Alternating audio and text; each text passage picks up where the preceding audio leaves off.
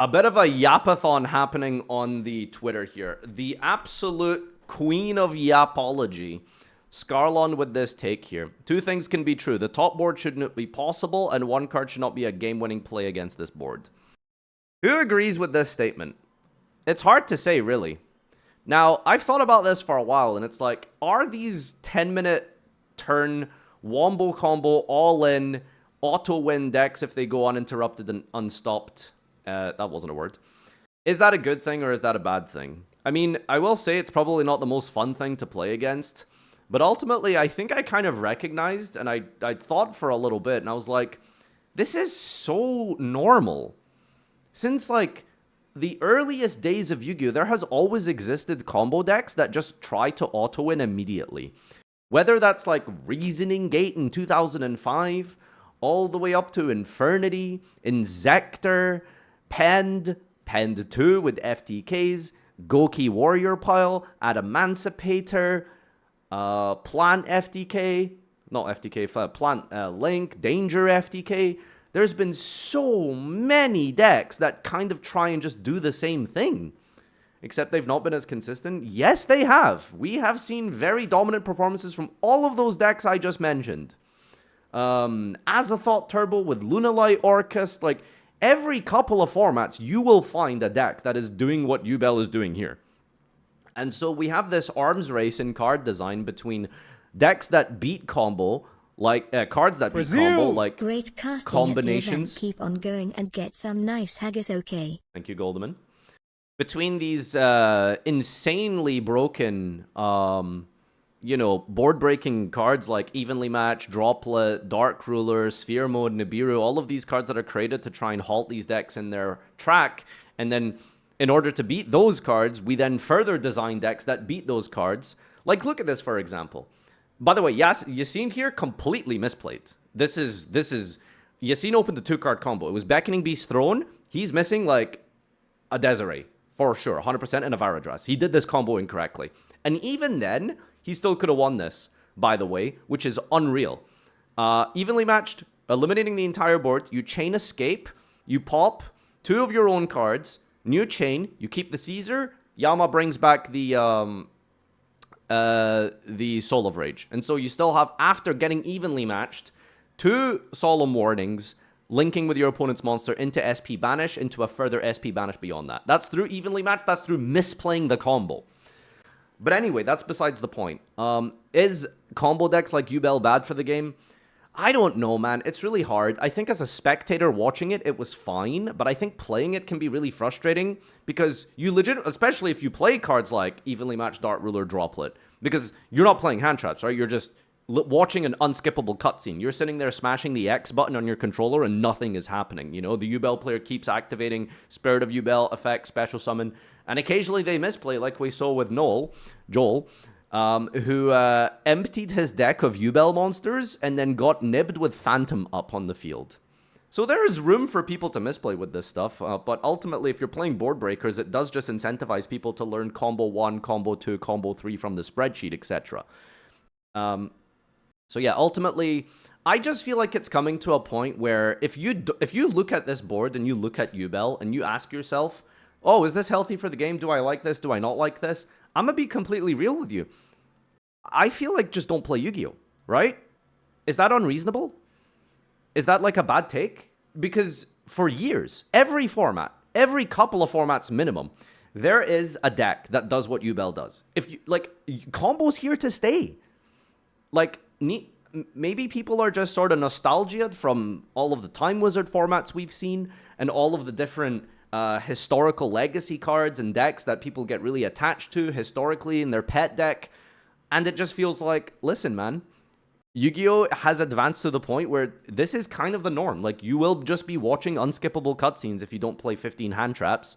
And they keep designing more hand traps, and they keep designing more ways to stop your opponent, like Fualos, like Dominus Impulse and Purge. And it just feels like it's reaching a point where the card design is, this is the game, just accept it and enjoy it. And if you don't enjoy it, that's completely fine, but Yu-Gi-Oh! Might not be the game for you.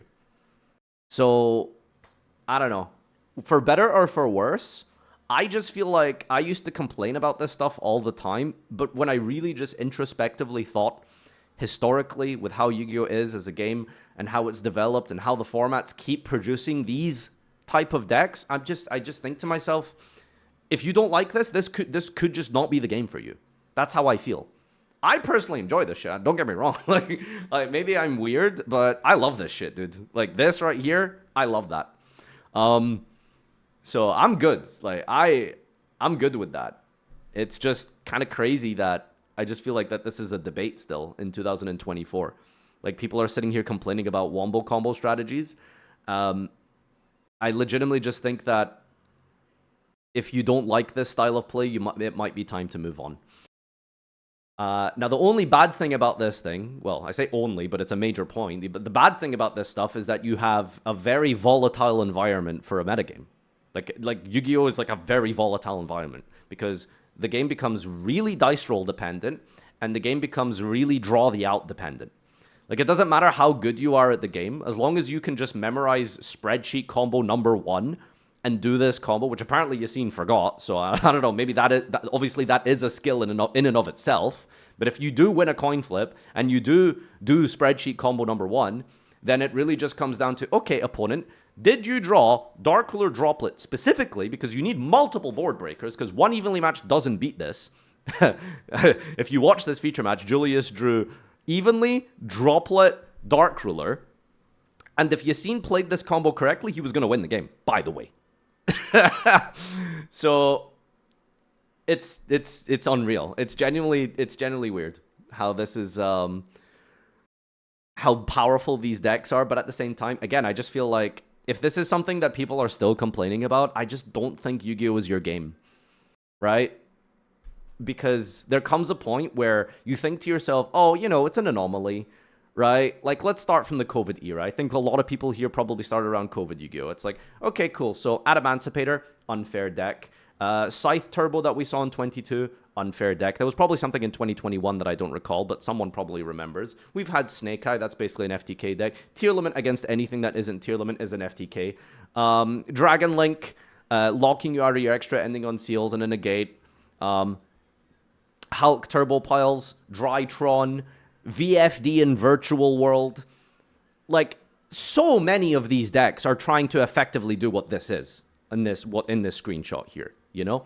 So, again, I just have to emphasize, it comes to a point where you can't keep complaining about every single combo deck in every format. I mean, you can, but ultimately, to what end? Because clearly there's a design decision very deliberately and intentionally being made. This is the format. You're going to get these in Yu-Gi-Oh! You just have to accept that this is going to be Yu-Gi-Oh! And this is where Yu-Gi-Oh! Is going, and that's where the game is at. These decks exist, you just have to accept them. Infernoble, yep, another great example of a pseudo FTK deck. Not as popular, but whenever they do get popular, this is what happens. So, yeah, I just think that it's fair to say that as an unpopular opinion, I'm not saying it's objectively truthful, but I am just saying that I feel like you just kind of have to accept that this is what the game is. Whether you like that or not is a different thing. So, I don't know.